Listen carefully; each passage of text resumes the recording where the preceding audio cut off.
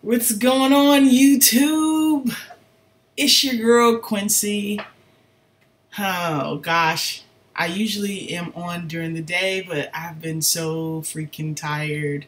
I've done about 3 events, and, you know, when you got to do the events, edit the events, research the events, you can get exhausted. I didn't even go to the gym today. I've been pretty good about going to the gym, too.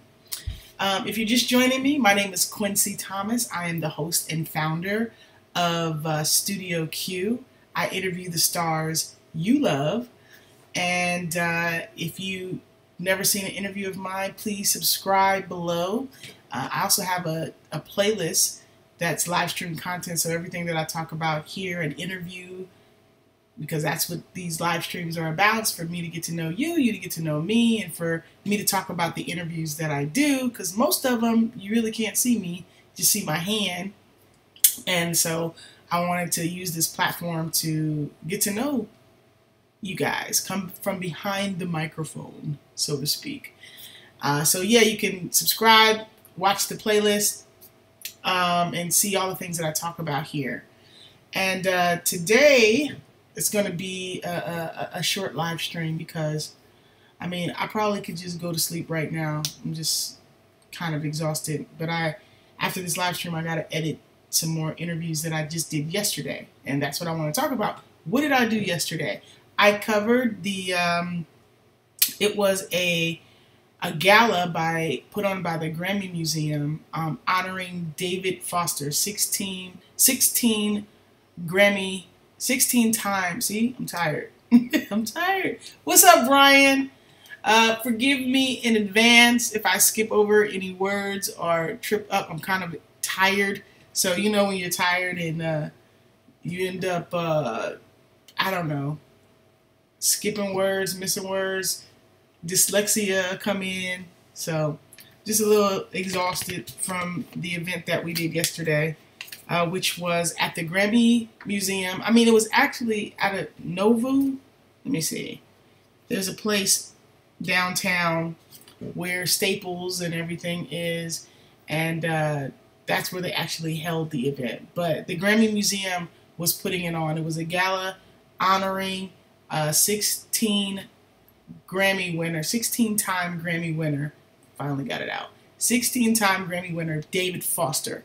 I don't know anybody who loves music don't know who David Foster is. And if you don't know who David Foster is, you certainly know some of the people that he's worked with. Celine Dion, Whitney Houston, Andre Bocelli. He's worked with some of the best in the business, and he was being honored last night, and it was great. So I found out about it on Monday, and we went Tuesday.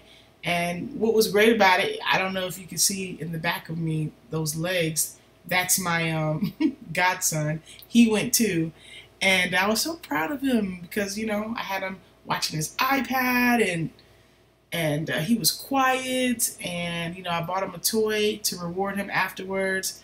Oh, thank you, thank you. I'm a big fan of Whitney's too. Thank you for watching anything that I've done about her. I appreciate that. Joe Grant, thank you, thank you. And so Jaden, who's 5, you know, he was quiet.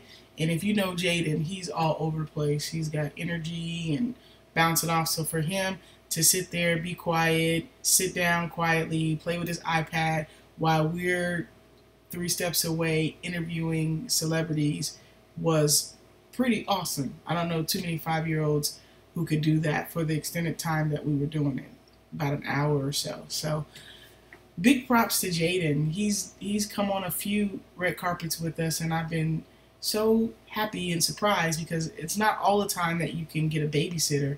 Sometimes last minute stuff pops up, and so you just got to roll with it. Good thing this is the entertainment industry because, you know, kind of get in where you fit in.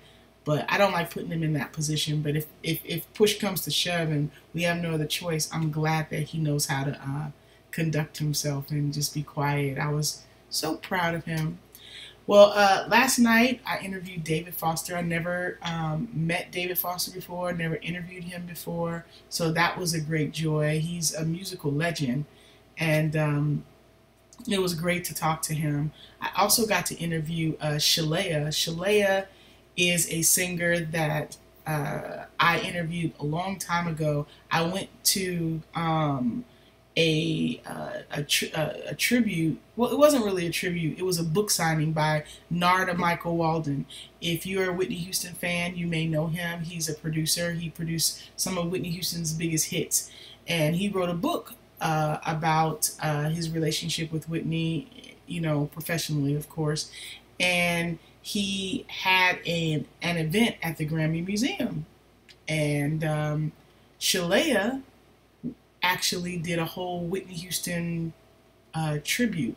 If you go on YouTube and put in Shalea Frazier, she did a Whitney Houston tribute just right on her keyboard, and it got probably like maybe 500,000 views. And Narda actually seen her YouTube video and asked her to come and perform with him during this event at the Grammy Museum, and that's where I saw Shalea. And you know, there's gonna always be, from now until the end of time, because Whitney was such a icon, people singing her songs and paying tribute to her, but it doesn't mean that everybody can do it well. Shalea's tone, and I don't know, her voice is just really awesome, and she sounds, I mean, she doesn't sound like Whitney, she sounds like her, but the tone of her voice just makes you really feel the essence of Whitney. And when I saw her do that tribute, I immediately afterwards wanted to interview her and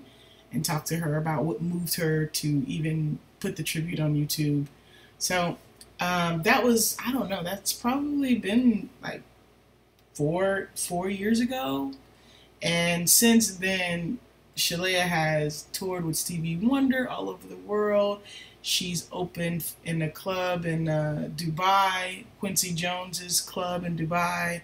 I mean, she's sang at Tyler Perry's christening for his baby. She is really, really done a lot of amazing things since I first met her, and since I last did an interview with her. I mean, so seeing her on the red carpet was like a reunion. It was old home week, and I'm so proud of her, and I just wish her more success and great things, because let me tell you something about Shalea. I mean, she's working with the best. She's working with Stevie Wonder. She's working with David Foster, like her and David Foster are friends. I mean, she's really known by the best in the business at what they do. So she couldn't be known like that. They wouldn't ask her to come sing if she wasn't on that level. And she sang last night for David Foster, and I interviewed her.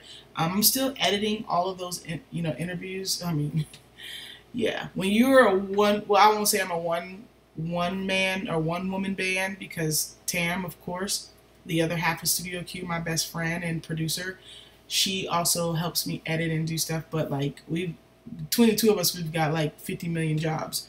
So we just did this event yesterday, but we'll be editing all the interviews. Catherine McPhee was there.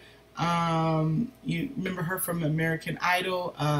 Pia Toscano, she was from American Idol. She was there last night. Ruben Studdard was there. I didn't talk to Ruben because he didn't walk the carpet. I mean, when I was there. Yeah, and we shut down the carpet. So yeah, no, he wasn't there. He wasn't on the red carpet, but he was at the actual event, and I believe he sang for David Foster and honoring him. Someone named Fernando Varela, he is a singer that was there. Jimmy Jam was there. We all know Jimmy Jam and Terry Lewis. Jimmy Jam worked with Janet Jackson, so I got to, talk to him about Janet and her evolution as an artist, from What Have You Done For Me Lately and Control to now being a mom, and still at 51 kicking butt on stage, incorporating like Cardi B and everything in her show. So it was cool to talk to another legend Jimmy Jam, because he totally is a legend. Who else was there that I spoke to? I mean, there were some board members and stuff that I really, didn't know, but it was cool to talk to them about music education. So it was a fun night, and after we did the interviews, the publicist took us upstairs where they had a feed of the actual event. And you need some kind of like DAT thing to put in their machine, and you can actually record it. But that DAT thing we didn't have, so we didn't plug into the feed of the show, which was happening downstairs. But we were upstairs where the media, I guess, congregates. So we stayed there. They had some little refreshments for the media, which was awesome. Can I just say it was awesome? Because a lot of stuff you go to, well, a lot of stuff I've been to, let me just preface that, they don't have food and drink for the media or a special area. They kind of herd it over there. Some red carpets are like just packed with people. You definitely don't get to see the event. So every situation is different, but I really felt like this was a well-organized event. I mean, I guess because it's David Foster. I mean, it's the Grammy Museum. You don't think it's not going to be carefully organized, but it was. But some things that I've been to that, you would think would be big and well organized are not. So it's always a pleasure when stuff runs well, and you can get in there, get what you need, and get out, and hopefully edit and do a great job and put the content out there for everybody to see, and watch and hopefully share. So I just did this, I edited like a minute of it. You can subscribe to me here and watch it on my YouTube channel. I just put like a little minute intro so you can kind of get a vibe for the event last night and who we talked to. It's just the intro. So it's on my Instagram. I tweeted it. It's on my Facebook page. So follow me, subscribe, and you can see that. Or just watch the playlist that I created for this live stream, and you can check that out. And on Sunday, I have another event that I'm going to.